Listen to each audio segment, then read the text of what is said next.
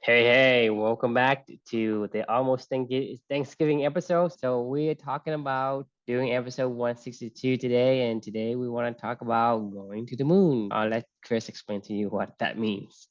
Yeah, so today we're going to be talking about a book that was a surprising favorite. I don't know if I want to call it a favorite, but I really enjoyed this book a lot. It's a book called Rocket Men, The Epic Story of the First Men on the Moon by the author Craig Nelson. It's exactly what it sounds like. It's about the team at NASA, the astronauts, not just about Gemini programs and the Mercury programs and the lives with their families and the Apollo programs, and it really focused in on Buzz Aldrin and Neil Armstrong and Michael Collins and the famous Apollo crew that went to the moon. Everyone, like whether it be from what life was like back at NASA headquarters, what life was like for the people that were just regular workers, what life was like for the astronauts and their families, what life was like for them when they went to the moon and the whole experience and when they came back. It was really like a comprehensive book about just all things the space program that led up to the first landing on the moon. It was a pretty awesome book, honestly. I'll go ahead and share my screen, but the title of this reflection was Per Aspera ad Astra. Do you know what that means? No. It means through hardships to the stars. So that's what per aspera ad astra means. This is what this book made me think about afterwards. This was a word that they used, I guess, in it, and I really loved it. I thought it was really symbolic of the human struggle, right? First off, like I said, this was an incredible story. Just to kind of, it made you feel like you were there with them as they were preparing for these missions, living at home with their families as they were getting ready to take off, and understanding all the stress and pressure that these guys were under, but all the training and all the crystal clear focus that they were on, and all the hardships they had to overcome, and all the challenges they endured, and all the struggles that the whole team at NASA endured. And it was really just gave you chills understanding everything they went through to make this thing happen. And it just makes you, such a great reminder of what we can accomplish as humans just in general. The most amazing part of this book for me was really hearing the human stories behind the lives of the astronauts like Neil and Buzz and Michael Collins. When I think of a guy like Neil Armstrong, he's like a superhero, right? I mean, this dude went to the moon. He was the first guy to land on the moon, to leave our orbit. Can you imagine how scared that guy must have been? Same thing with Buzz Aldrin, being out of the atmosphere. No one's ever gone where they've gone before. It's like climbing Mount Everest for the first time or something like that. It's just such a monumental human feat. They had no idea what they were going to encounter. They had no idea. Like, I mean, they had a thought. They didn't know what was going to happen with any of this stuff. I went to Purdue, which is the school that Neil Armstrong actually studied at. He's a Purdue alum. So we have more astronauts that went to my school than any other college that's ever existed. We had the first man that landed on the moon, the last man that stepped foot on the moon as of today. They were Purdue alums. The Neil Armstrong Hall of Engineering is one of our schools. There's a big Neil Armstrong statue. So, I mean, this dude is a national hero, right? And you think of like guys like Buzz Aldrin and Michael Collins as well, all national heroes. I mean, they will be remembered for forever. But what I loved most is it kind of stripped away the idolization of these guys, and it really focused in on what it was like to be them, their family life and their personal life, what happened to them leading up into the mission, and then what happened after the mission. And for Neil Armstrong, like what we learned was they're all flawed. They're all very flawed human beings. The book mentioned a quote from somebody that said, "God pity a one dream man." Buzz Aldrin, in his life in particular, when he got back from the moon, his life went to shit. He was so focused on the mission of getting to the moon that he kind of forgot to live a happy and sustainable existence here back on Earth. His mission was accomplished, and when he came back, there was nothing left for him to return to. He fell into addiction and divorce, and his life unraveled. He didn't know what to do. He literally could not figure out how to process life after all that hard work and that one singular goal. And then all of a sudden, like, that was taken away, and he's like, who am I? And he struggled for almost the rest of his life trying to figure that out. Eventually he got back to kind of footing, but like Neil Armstrong had the same kind of situations. Michael Collins, not as much, but like these guys were heroes, but they were just humans. They were just flawed humans, and they, so it made me start to think, like, if going to the moon doesn't bring you happiness, then like what does? Like, these guys went to the moon. You would think that they would be the happiest dudes for the rest of their life after accomplishing that. They didn't. For me, it made me start to think about the struggle that they all went through during those 15 years of when they first started training until that first mission. It was only 30 years after the first rocket was developed, really, that had the capabilities of leaving like the intercontinental, like ballistic missile kind of stuff, right? Like before we got to the moon. So there was about a 15-year period of time when they really ramped up all of their focus on going to the moon, right? And it just made me think about all the people that were involved, like hundreds of thousands of people that worked at NASA, these astronauts and all their families and the lives and all the people that it was just this huge coming together of humanity to accomplish a singular goal. And in my opinion, the happiness was all during those 15 years of their life, right? I guarantee you they were never more happy than as a team collectively, you know, and all those people that were working at NASA, whether they were astronauts. I mean, just working, doing meaningful work and working toward that collective mission together around meaningful relationships and just having a shared, you know, purpose together. Like that was probably the most important part and the most fun part of this whole entire thing that they will never forget. Going to the moon, like, and coming back, like nobody really gives a shit. And after that, that was when they all kind of started to lose themselves. But like when they were locked in on that stuff, like that was really what I feel like that made them really, really happy. So it just, you know, as I kept, you know, thinking more and more about this, like, it reminded me of JFK's quote when he famously said, like, we choose to go to the moon in this decade and do the other things, not because they're easy, but because they're hard. Because that's the goal, to serve and to organize and to measure the best of our energy and our skills. That's the point, right? Life is not easy. There will be pain, there will be trauma, there's suffering, and we endure, right? That's one of our values at Club, and we endure. And that's the fundamental lesson that Amelia taught me, something that's burned into my memory now at this point in time, just remembering her fight and what she taught me, like what we're capable of as humans.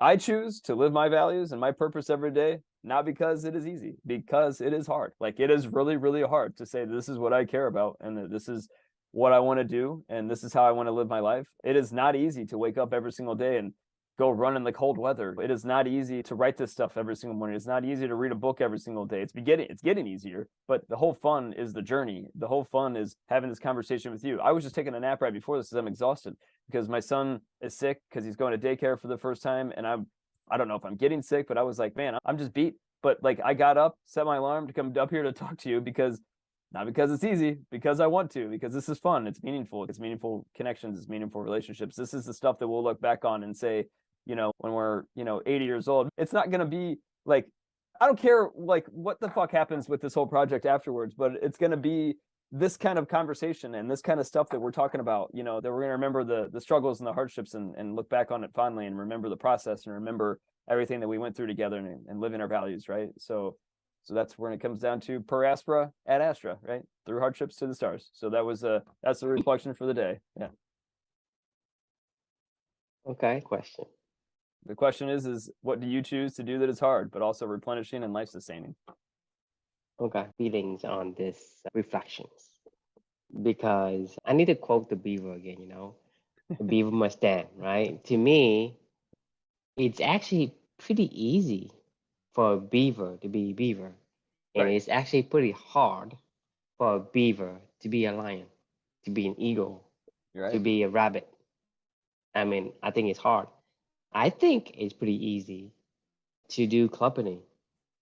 I don't, the thing is, I think it is hard to do nothing, Yeah, I agree. right? Oh, So, that's so, true. so the Very thing true. is, this is why I say I have a mixed feeling because for me, doing what we do as company is effortful, but it's not hard. It's actually that's I because agree. we wanted to.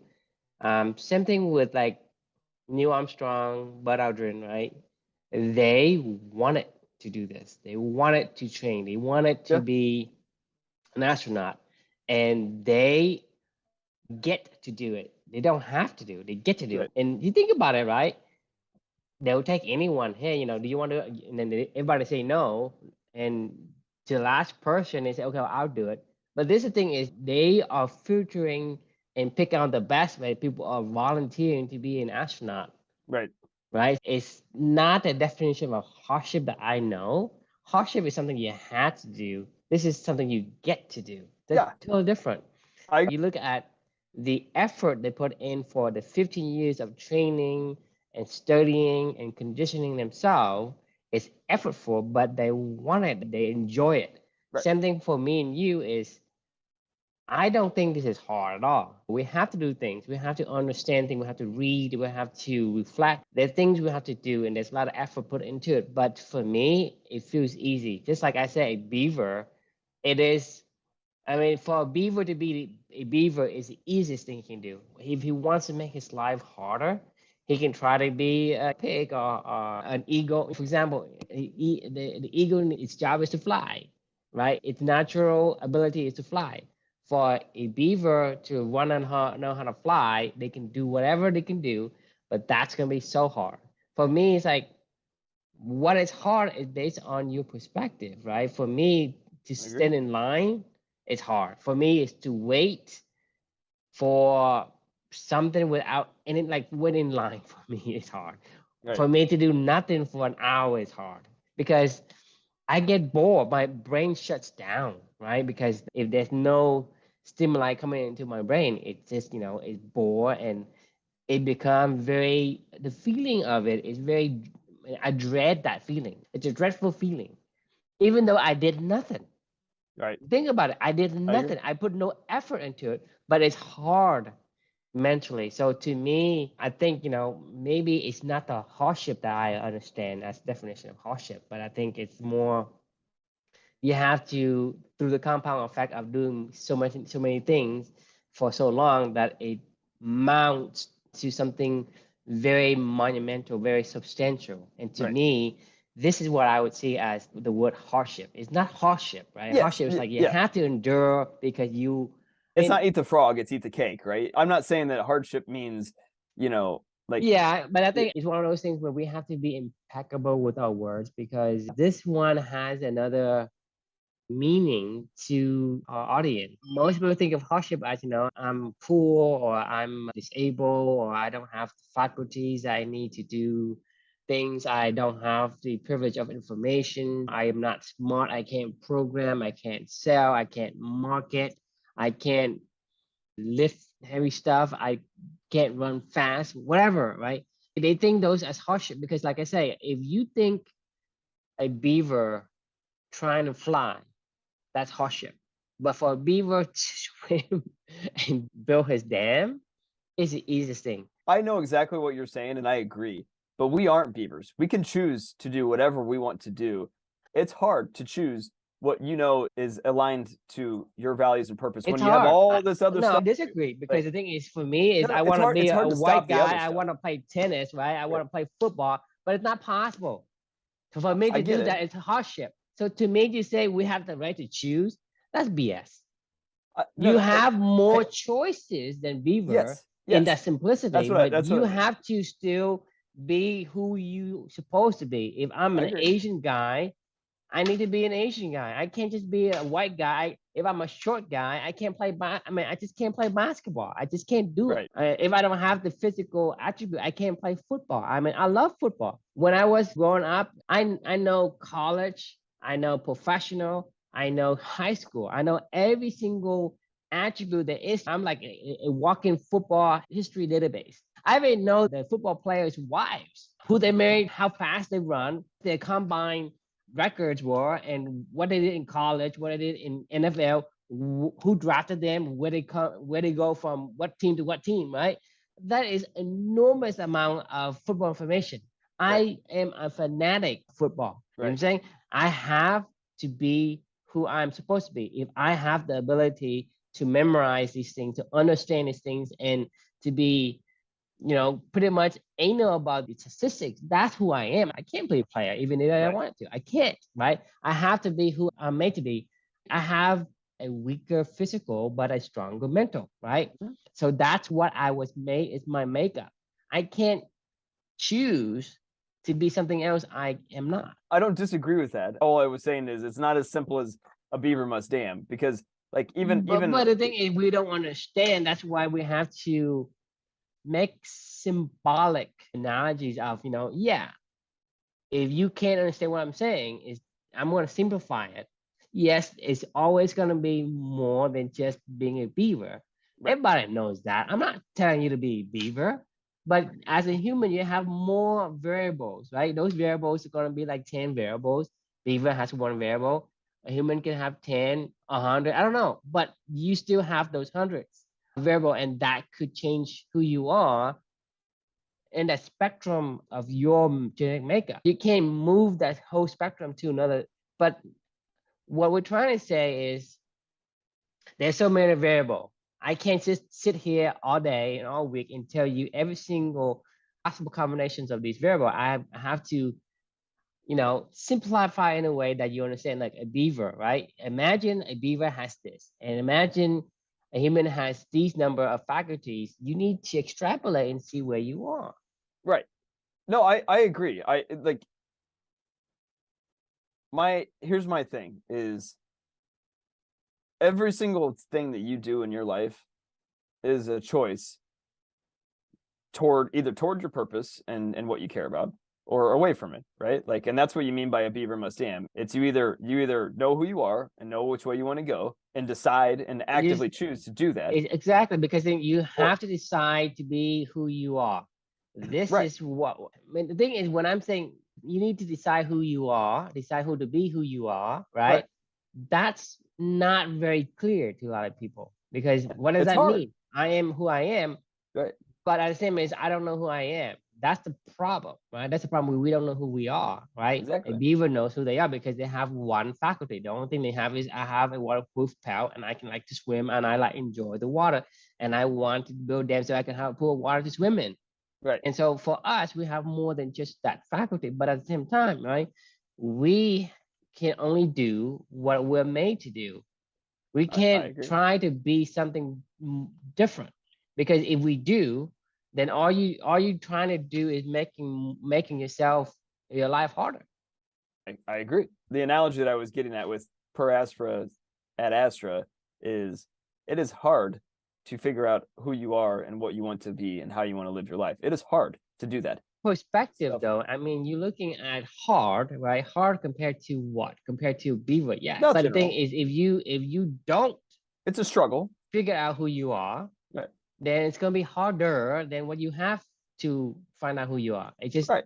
I mean, let's say you zero out your scale, right? The figuring out who you are is gonna be at zero, Right.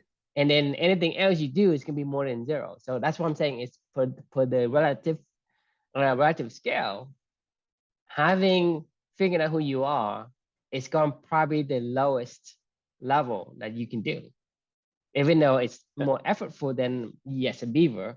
But that's not what we're saying. Is we're not saying that for you to be a beaver. Right? It's more complex than that. But at the same time, like I said, you are who you are. You must be who you are. Don't try to be who you're not, because because I for whatever reason likes football, I can be like the Rudy guy and be, work my ass off for what? Right? For one tackle at the end when it's a pity play because they are winning. Notre Dame was winning, and then last minute, hey, this is like a junk play. You put the Right. guy in and go tackle somebody. That's your legacy. To me, what's the point? What's the purpose? Right? What's the purpose of me doing that? Because I don't have the physical attribute to be a player, whether I'm a cornerback or a lineman, offensive lineman, defensive lineman, linebackers, or whatever, right? I don't have the faculties to do those things. So I just cannot all day and trying to be that because I'm not, like I say, it's a little bit harder to understand. So that's why I'm going to go back to the beaver analogy is, you are beaver versus an eagle. A beaver, it's hard for a beaver to try to be an eagle. And sometimes that's impossible. Sometimes for me to be a football player, that's impossible. And I know it's impossible. Yeah. No, Regardless, you can give me a pity label and say, hey, he is a football player. But in reality, I'm not really football. To me, that's to me, I don't know what's the point of of Rudy to do all the training he does, and it's harder for him to do because he has a small stature, right? It has to do work twice as hard as the big guys, and he got only one PD play, one freaking PD play. To me, it's not worth it. I'm not saying that it is. I'm saying that we're talking about him right now. But you know what I think the cool thing about humans is you can find yourself accidentally beavering and didn't mean to do it. Buzz Aldrin was a beaver and he was damming. He was built for this. He was made for this. He didn't know it, but he was beavering all day long in this project. Sometimes we can even beaver and dam all day long, but we don't even know that that's what we're supposed to be doing. We just do it instinctively and we find our calling. You're supposed to do. You will like it. Exactly. And then he didn't know, You he will didn't, like it, and but he didn't know. you excel at the things you do among your peers. You will excel in it. For example, for me, right? I'm a programmer. I don't study programs in school. I have computer classes. I don't study. I make 100%. I do programs. I mean, I'm like in an hour I can finish a program where it takes other weeks, right? That's the power. It's not that the thing is, it's not that I'm good at anything like that. I'm saying, look, I'm not good. Whatever I was given, I was given that talent. Right. Similarly, a lot of people are given a nice voice or a very tall stature or very handsome features, right? Those are given. It's not to say, hey, you're somehow awesome because you yourself developed that. It's not that. I'm just saying is I'm a good programmer because I'm so good at it. For whatever reason, it comes so easy to me. So that's what to me, that's what I'm saying is when you are beavering and it becomes so easy and you love it, that means that yeah, you probably are a beaver. Yeah, but you're missing my point. Is you can beaver on accident, and that's still beautiful, but you're beavering on accident. Beavering on purpose is what we're going for, right? And that's hard. Yes, Like yes. that is what I'm So saying like, there is, for example, 95% of people who are not beavering. There's sure. 4% of people who are beavering on accident because they are a beaver and they beaver on accident. And there's 1% who are beavering on purpose. Right. That's the level of breakdown I'm talking about. Is Yeah. because most people don't know who they are and they're doing things that they don't want and they hated their life, they hated their job, they hated their existence, right? People get into depression on that. And there's a people who are they stumble onto a career or whatever. They say, hey, yeah, I love being an actor, I love being a programmer, I love being a salesperson or whatever. They stumble on the beavering by accident, right? And then there's the utmost, the maximum level you can achieve is you beavering, knowing that you are a beaver. This is Right. you doing your purpose on purpose. I it, Me, that is the ultimate level, but only 1% can achieve it.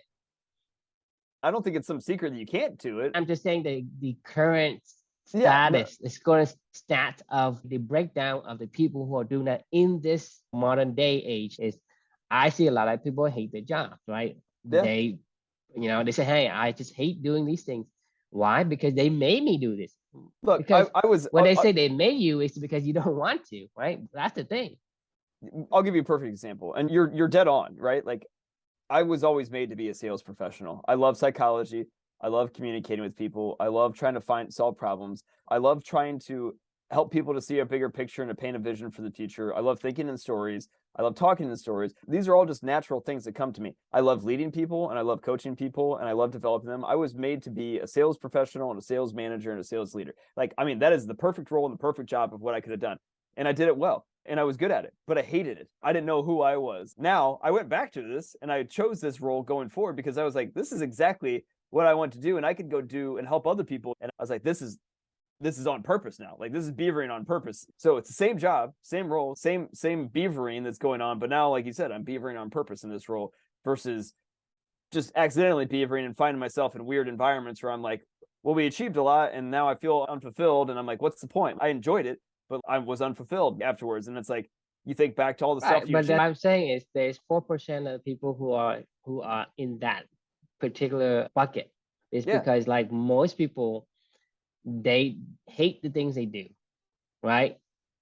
For you, you hated the outcome, the way that I mean you still love to sell, you still love to tell story, but you Right. hate what you sell, right? Focus on the goal or focus on some outcome Exactly. or You look at Andre Agassi, right? He's good at what he does, but he hates it, right? Because there wasn't a goal, right? That's like the 4% that I'm talking about still hates their job, right. but they Yeah. still endure it because it's still having some of the elements that they like. He hates to play tennis until he found his foundation, his charity. And then now he likes it because there is a purpose for the thing that he does, right? So Right. combining that, you get that 1%.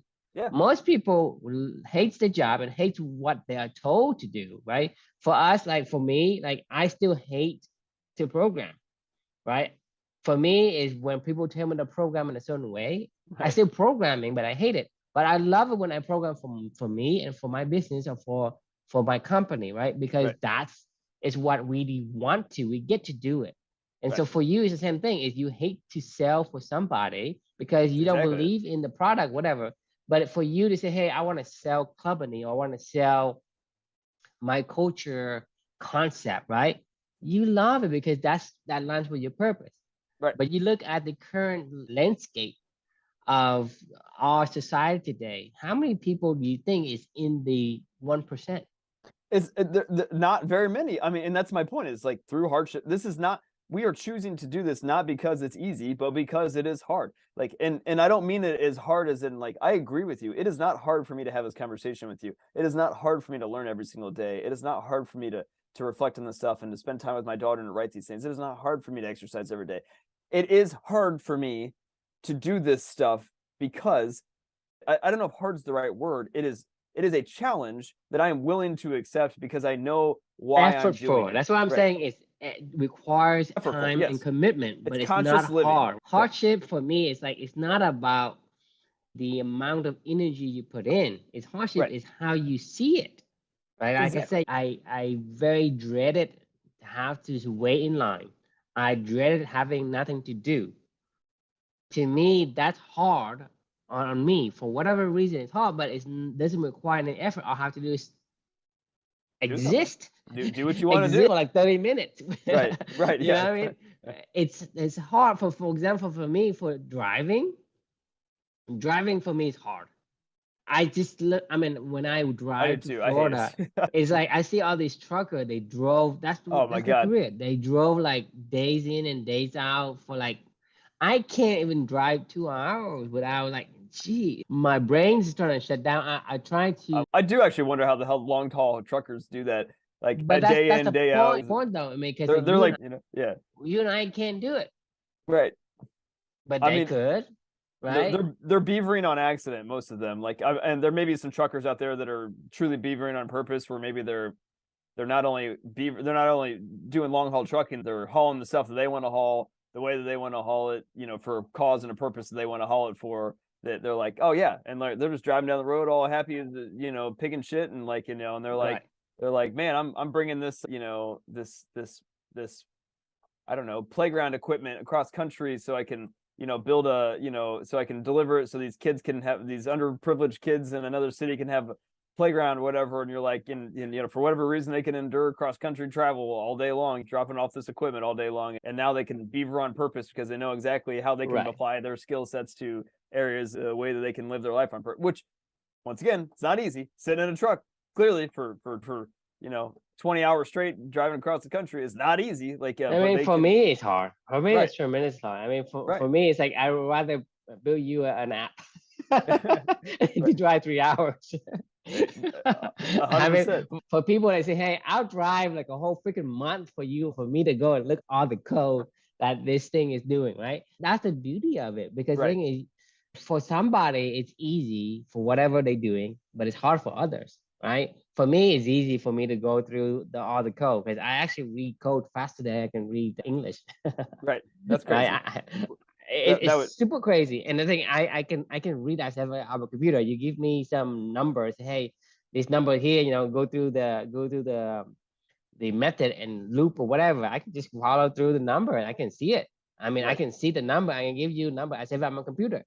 Right. You know, so to me, that is something that I was given. And I know that not a lot of people can even do that. Most people can't even read the line of codes and fall asleep because they have no idea what it means. Language. I mean, it's a foreign, it's like reading Arabic, you know, or something like that to me. I was watching Jeopardy tonight and they had this category of math equations and stuff. I swear to fucking God, I'm looking at it and I go, it looked like a foreign fucking language to me. And I was like, I have no idea.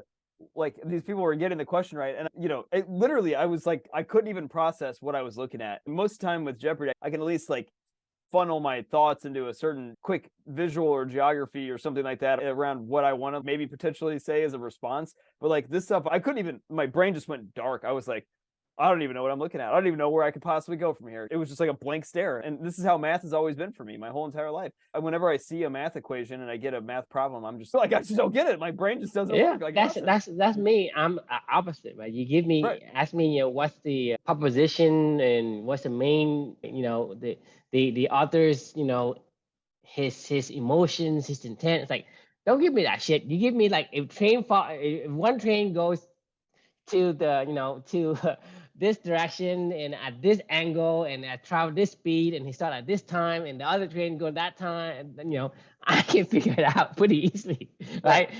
See, all these number, it start to form pictures in my mind. And Yeah. if you ask me, hey, what's the prepositions, what's the main idea of the story, what's the whatever, I was like, I have no idea what the author is, what his main idea was. I don't know. He said a lot of things. Right. Yeah, I know for sure. I mean, I'm But I'm like I with said, you. if you look, I mean, for me, I'm a chemist, right? I look at the compound. I can tell you where it comes from, and its affinity. I mean, it just naturally comes in. Right. It's not. I mean, it's not hard, but there's a lot of processing that happens in my head, right? For those kind of things. But you ask Mhm. me a simple questions like, "Hey, should this have a comma or does it have a comma?" I don't know. I just Right. don't. I just like stare at it as if it's a foreign language to me. And so Yeah. for me, it's not that I can't comprehend logic. It's that I just don't understand the symbols. Like, you know, when you have some kind of creatives or text or Right. whatever, what's the meaning of something like this? I mean, whether it's in Vietnamese or in English, I still don't know. Because for me, translating into my head isn't, right? Same thing with reading. It's for me is I can't take in as much information as I could as fast as I could. But when I go and listen to my ear and like through the audio through my ear, is I can go 2x and it's like slow to me. I can Right. process all the information. It's fine. So there's nothing wrong with my brain. You know what I mean? It's just Yeah. that my faculty will heavier in one versus another. Same thing, like I said, you can't be something that you don't have the characteristic for the faculty for. It's just not going to help you. I agree. And It's not fun. You may find yourself getting good at it, but you're always constantly going, why the fuck am I don't want to do this every single day. I'm struggling with my outdoor running right now because I hate running in cold weather. I hate it, but I'm trying to force myself to do it because challenge myself is one of my core values. And that's when I get to spend time with Amelia, is exercising and living my core value, even though I hate it, like with a passion. But even through living your values, you can still get through stuff that you absolutely hate. Like, I'm not saying that this is what I want to do. I'm just doing it just to test myself and to try to challenge myself, to try to bring that value out of me. But at the same time, if you just told me that was what running was, I would be like, I'm good. Like, I don't want to do that. I mean, this is not easy for me, and I'm only doing it because it's not easy. But the one last thing I wanted to touch on with this reflection in particular before we run out of time here tonight is the concept of the literal landing on the moon, right? We have a goal with this project, but I don't care. We may get to the moon someday, the proverbial moon, of finishing this project and going far beyond.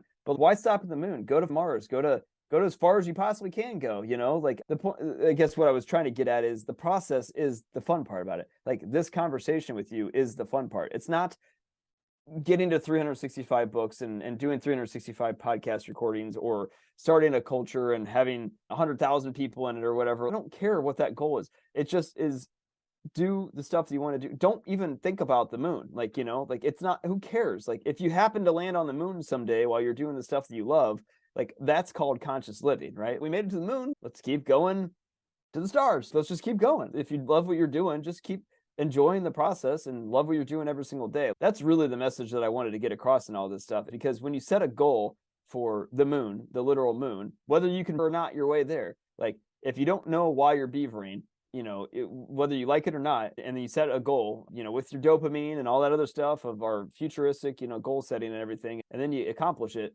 like, and you didn't know why you got there in the first place, I don't give a shit if you can beaver and that felt good while you were beavering on your way there. You're going to be Buzz Aldrin when that's over. Like, because you don't know why you were beavering and now you can't beaver anymore, and then it's the worst. Like, when you find the ability to beaver and you don't know why you were beavering, and then you take that beavering away from people, like, that's when shit gets fucked. That's when shit gets real fucked, like when you're like, man, I've seen what it feels like to have fulfilling, meaningful work every single day. I don't know why, but I saw it. And then I got to this goal with all these meaningful relationships. I don't know how, but we did it. And now it's gone. And you're like, man, if this is what makes us happy, and now I can't have this anymore, like what? That's the worst. Like, I don't know. I almost would rather never have been a beaver than to beaver not on purpose. You know what I mean? yeah, I mean, the thing is, the ingredient has to be there for you to reach that 1%, because you have to have a purpose. Because you look at Bud Aldrin, right? he was beavering, but he didn't know. He was beavering by accident. Right. But the moment they took away the river, right? He doesn't know how gonna do beavering. But if you know your purpose, you know that you're a beaver. When the river dries up, you know, hey, because I'm a beaver, I'm gonna find another river. Right. Buzz Aldrin did not find his river because he didn't know he was a beaver. He was beavering by accident. So for me, the advice that my personal opinion is you have to find your purpose if you want to reach that 1%. Because once you have the purpose, the action will actually come very easy. Yeah, I agree. You think about it because you think about, hey, this is who I am. I'm a beaver. So if I'm happen to be on this river and I'm making this dam, right? And it's this dam for whatever reason got blocked by another dam by a human or whatever, I'll go find another one. But if you don't know your beaver, when you were enjoying, you have this happiness, and suddenly the water dries up, what do? You have no clue where to go. You don't know who you are. So how do you move to the next step? You don't know. You just jumped into the water and you experience joy for the time being, like beaver by accident, without the purpose. How do you know how to take the next step? Where do you go? And that's the key, is you have to have the ingredient of a purpose. So find that first. Find who you are supposed to be. What kind of faculty you have is advantageous to who is it that you're supposed to be. Right. And once you have that, then the rest comes easy. Andre Agassi hates playing tennis, but he loves it whenever he has a purpose. He has a particular reason why he's doing something. So the act of beavering can be more morphed into the things that you do today. Just like, for example, I don't like to program for other people. I mean, I still do, depending on their particular roadmap and the directions. You would program for me if I asked you, I bet. Like, Because it aligns with what I want, right? It aligns because thing is there. It has these like. I'm not gonna ask you because I know unless I absolutely want to ask you, unless that aligns perfectly to what I know both of our purposes are that we're trying to accomplish. But thing is, it's a yes and a no, because even if you ask me to do something and it doesn't align with me, then it will be more dreadful for me to do the project. Because if I don't agree with the project of the, talking about like, what was it, the packing app, for example, right?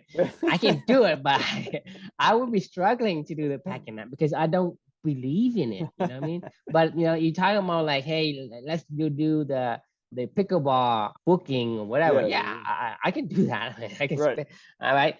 To me, that's easy, right? But to do the other one, which is even simpler than the booking, it's hard. Without the purpose, it's hard to find your beavering, right? Your beavering, you can beaver by accident, but if something happens and that river dries up, I mean, you lost again. You look at Bud Aldrin, you look at, your dad, for example, he doesn't know what he's supposed to do. He said, well, yeah, I don't know. But my dad's a very natural sales professional, just like I am. Like, I mean, that's what he did his whole entire career. But now he doesn't know how to apply that because he's like, well, the goal was always retirement, right? The goal with the moonshot was retirement. The goal was I got to get to 65 years old and then I can go do what I want to go do with my life. And then when he gets to 65 years old, he goes, what, but the goal of beavering and doing what he did his whole entire career that he was naturally good at was to get to 65 to retire. Like my dad's moonshot was get to 65, have this amount of money saved up, and have this amount, have whatever it all is. That's like going to the moon and saying, well, I'll figure out what I really want to do when I get back from the moon. You know what I mean? No, you figure out what you really want to do on the way to the moon. And then when you get back, like you said, when you get back, you can go on to the next star, keep going. Like, don't stop there. My dad has so much more life to live and he's going to figure it out. He could have been doing that all along, like through hardships to the stars, right? It's not easy. Beavering on purpose is a new one. Well, I think on purpose should be the reflection, because that's what I think. It's through hardships to the stars. Keep going, man. Just keep going. Find what you like to do. Find your purpose. and Yeah, you just go the into the stars, hardship man. stopped me in my track. It's Hardship, it's you got to suffer for your I purpose. think before I found my purpose, right? I So, agree. You got to suffer for your purpose, in my opinion. I don't think that you find your purpose. I think your purpose finds you, and I think you find your purpose through hardship. but the thing is, that's the thing is that's the current landscape. But I truly believe that there's a better option than to go through hardship to find your purpose. I agree. But I don't. So this is more of a personal goal, a personal objective is to say how can we find purpose without giving this guy an atomic bomb, I right? agree. To me, there's more ways to skin a cat. So I don't want to skin a cat by just dump it into the fire, you know. So that's something that my hypothesis is. Hey, I think there are other ways. Yeah. I mean, I'm with you. I'm right there with you. Like, let's figure this thing out because I agree with you. I don't think that I don't I want mean, people to it's experience. one of the way to find your purpose, right? And it's 90% of the people who find their purpose is through hardship, but it's not the only way. What are the other ways besides hardship? Great point, and I know there is other ways. Like I'm listening to my first Ryan Holiday book, the guy that does the Daily Stoic thing that I've showed you before. I just finished the first book of his. It's called "The Obstacle Is the Way," and I've always been hesitant to read a Ryan Holiday book because honestly, I thought he was kind of like Brianna Wiest. Remember when I told you about Brianna Wiest? He's a philosopher. He's like when he wrote "The Obstacle Is the Way," he was like 25 years old or something like that. He wrote like 3 books before he was like 26, and then he just keeps going. And he's like one of those social media personalities and, kind of things like that. Like that was the impression that I got of him was, oh, like this is exactly like Brianna Wiest, why am I listening to a 27-year-old tell me life advice about, the obstacle is the way? Like what fucking obstacle has this guy ever gone through? Like, yeah, writing a book's an obstacle, but like, what's a real obstacle you've gone through is what my head was getting at when I was reading. And then I read it. Right. And then the reason I'm sharing this is I don't know why, but I think Brianna and Ryan and other people like that, they found a purpose through, I don't know what they found how they found their purpose, but they found their purpose. I don't know if they're beavering on accident right now or they're beavering on purpose, but like they're definitely beavering. And I'm curious to understand where that came from because like he knows what he wants to do. Like, and that was one of the things that I really enjoyed most about that book is I could feel it coming across in his writing and I could feel it coming across how he lives his life. And same thing with Brianna now that I think back on it. And that's cool. And that's impressive. But I don't know. The reason I'm bringing this up is to answer your question of maybe there's somebody that we could look at that potentially has found purpose and beavering on purpose that maybe didn't come through an atomic bomb that I'm aware of because they didn't talk about it. I feel like they would have talked about it if that purpose came through that, So I'd be curious where that purpose came from. They think they have a purpose and they're just waiting until when they're 40, they'll wake up and they'll go, well, shit, I thought I knew what was going on, but really, I don't know anything, I don't know shit. You don't know shit. So right, I mean, exactly. that's a philosophy. So we gotta go and say, well, okay, Yeah. let's see if there is other ways to get to a purpose besides going through hardship and pain and drama. Let's figure this thing out, man. All right, that's a good place to end it on. And thanks everyone for joining. And this is a good book, so check it out if you're interested in the moon landing and the first astronauts that went there. But the question we can leave for you is what do you choose to do that is hard, but also replenishing? Let us know if you have an answer to our question. Thanks a lot for joining, and we'll see you all tomorrow. Good night.